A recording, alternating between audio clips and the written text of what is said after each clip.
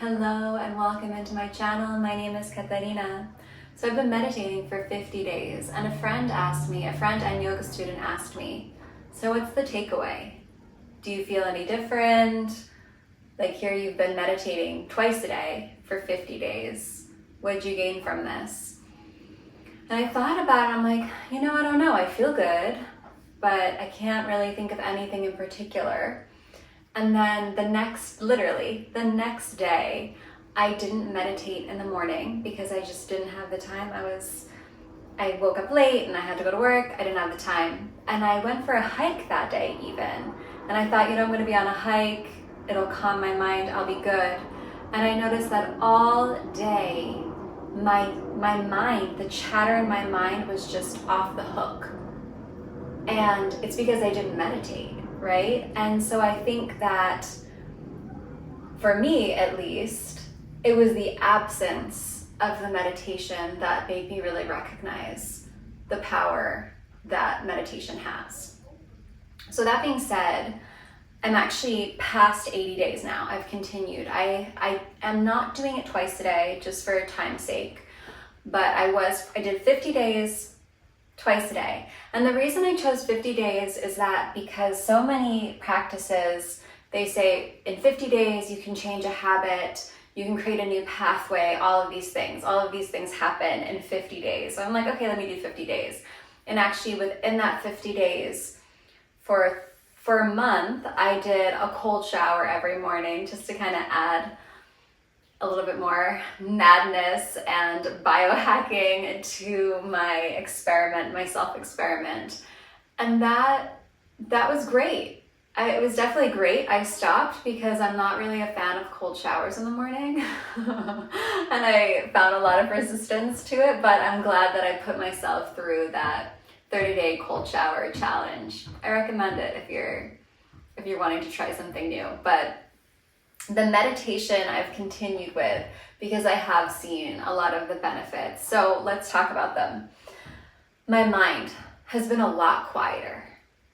And I really think most of us, especially in the Western world, we have like these very active minds that keep on going, and it can be exhausting. I don't think many of us are even aware of all the thoughts that are going on in our minds and taking up energy. We're wasting so much energy on this just insistent thought process, right? And so I've noticed a quieting of my mind. I've also noticed a deepening of my intuition. And I must say that I have also been working on my intuition in the process, but I have this beautiful technique where I ask myself a question. So first I kind of get the foundation in my body, especially if you've never done it before. But I'll ask myself, what is a hell yes? And you can ask yourself something simple, like something that you know without doubt is a hell yes. And ask yourself the question. And then feel into where in your body you feel a sensation. And for everyone, it is different because I've been asking my friends and people in my life, I'm like, so where do you feel the hell yes in your body? And it's different for everyone. For me, it's this rising sensation into my chest. I literally feel this rising sensation in my being. And then you ask yourself a question that you know is a no.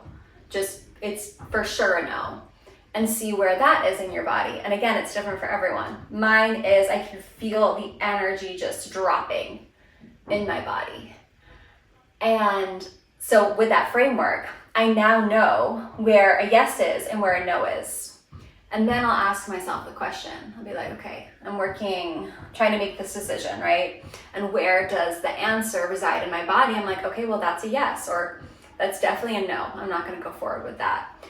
And I found there's just so much more clarity in my physical response since I've been meditating more. And I kind of attribute that to there just being more space, more spaciousness within my being because I don't have the dialogue that is constantly going. I'm not saying the dialogue is gone, it still exists, but I would say there's a bit more awareness around it. So those are the two main things I've noticed. I do want to interject and say that I am also preparing for a Vipassana, which is a 10-day silent meditation, which I'm really excited about. So many people I talk to are like, that sounds terrible. Why are you doing that? I've been actually wanting to do a Vipassana for over 5 years.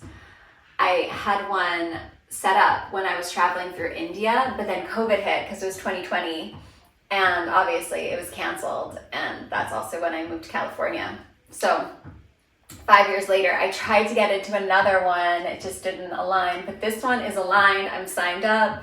It starts in just over 2 weeks from now. So it's really happening this time. I will report back after the Vipassana. If you've gone to a Vipassana and have any suggestions or anything, I would love to hear the feedback. My meditation practice isn't Vipassana because I haven't been trained in Vipassana yet. I'm kind of just doing a simple guided meditation. The one that I really like is I breathe in through the crown of my head to my heart center, and then I exhale from my heart center up past the crown of my head. So it's connecting me with my higher chakras, and I would say it's very Anusara based. That's the type of yoga that I study, which is a heart-based yoga, and this meditation is definitely very Anusara based. And I know Vipassana is different, it's not a guided meditation, but this is the one that I'm doing now. And I think it's just gonna help me prepare to sit.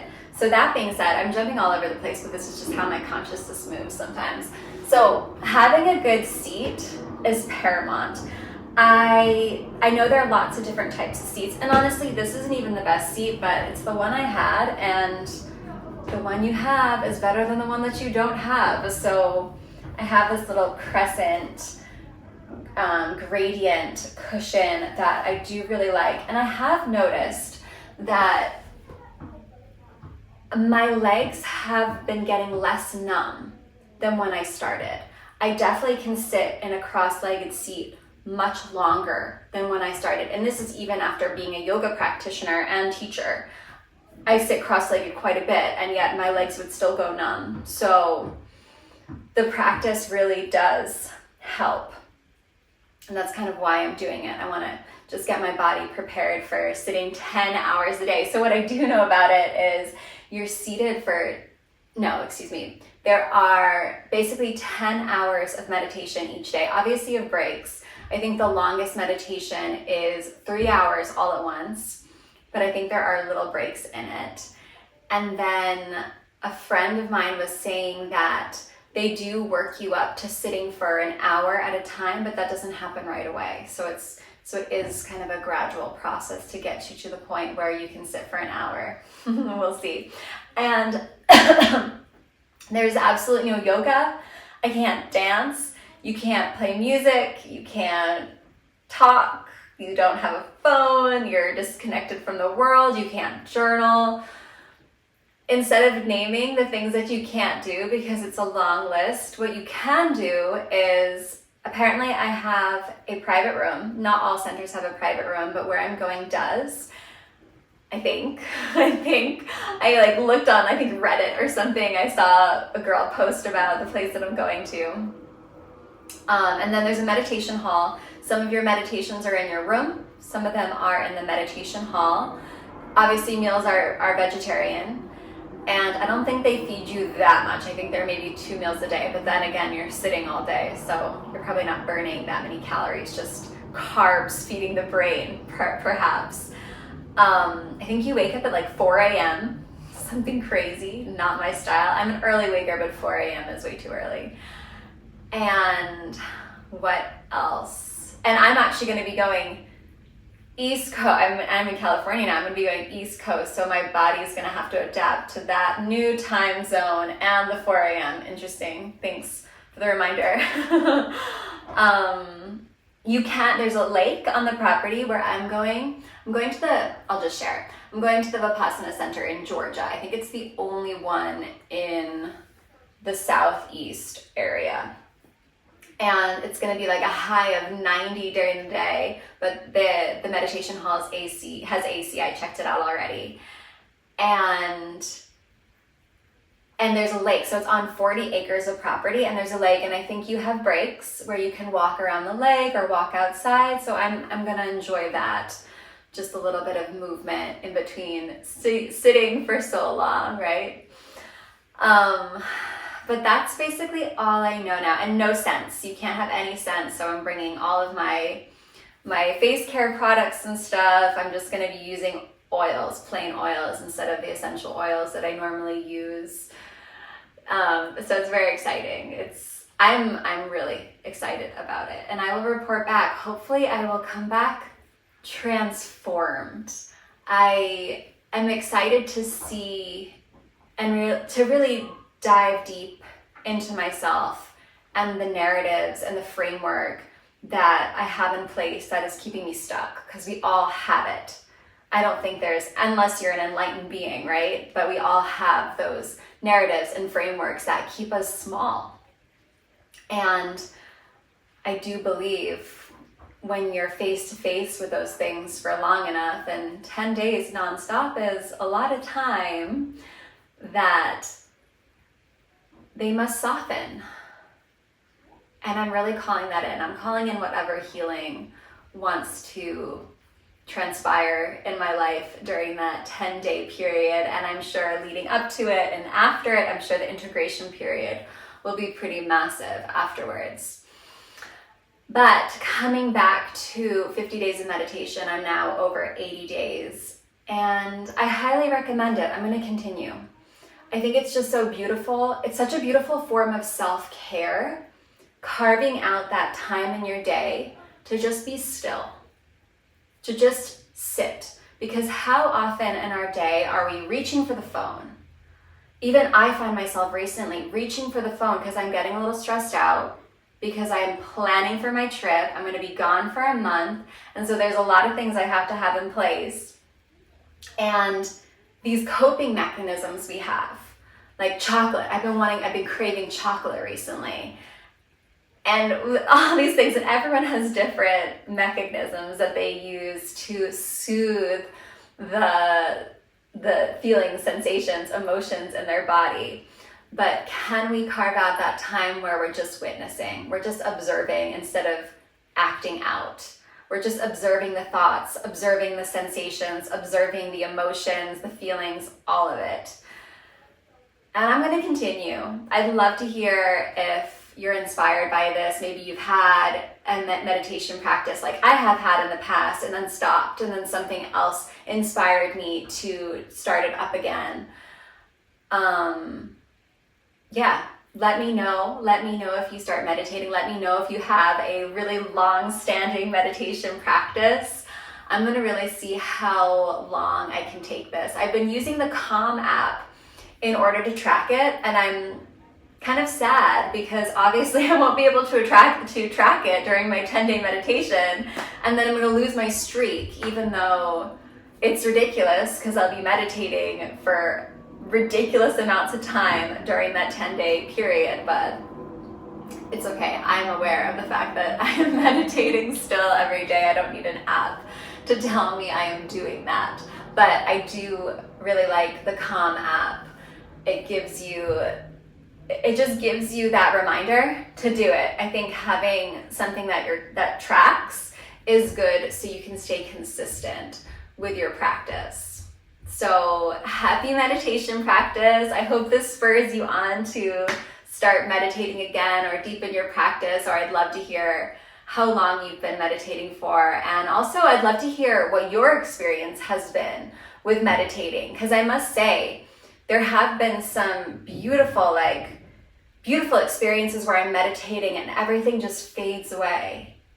And it doesn't happen very often, at least for me, unless I'm sitting for a longer period of time. A lot of the time it's just me being like, okay, another thought, here we go. Okay, that thought comes in again. I started planning out my day, and that's how it works. A lot of the time it's not necessarily so massive each time you sit, but I think all of those sits, they create this foundation of more spaciousness in your life. So I'll report back after my Vipassana and share with you how it was and all of that jazz. Until then, I have lots of videos on music. I do sound healings and other vocalizations, yoga. I'm gonna get more philosophy videos running. I have meditation videos. Oh, and I'm gonna do some more cooking videos. I have a cacao video that I'm working on because cacao is just my elixir of love. I love that drink.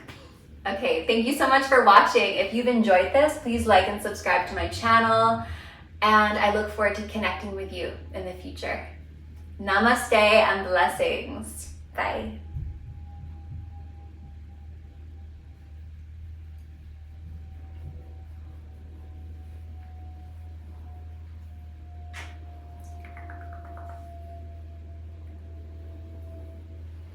Hey, baby.